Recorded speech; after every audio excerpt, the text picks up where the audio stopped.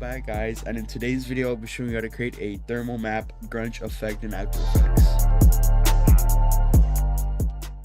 So once I have my clip right here, I'm going to bring in an adjustment layer.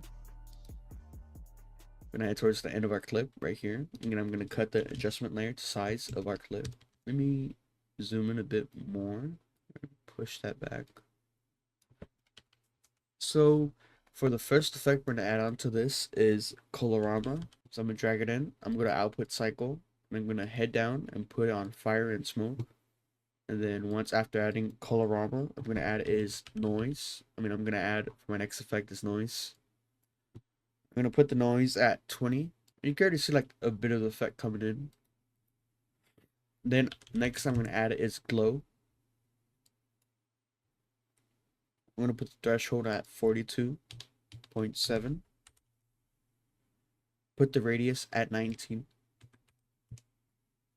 And put the intensity at 1.5. Let me scroll through it a bit. This might be a bit too much, so I might put it at 50. Maybe decrease it a bit to bring up the threshold. Next you want to add is CC Vignette. So drag that in. I'm gonna put the mount at 100 and the angle of view at 45. I actually might increase the amount so it's darker a bit on the edges coming in. I'm gonna add is brightness and contrast. I'm gonna put the brightness at -18 and put the contrast at 53. You know what? I'm actually gonna reset the contrast. Just leave it right there. And yeah, that is all the effects you'll need in order to make a thermal map grunge effect.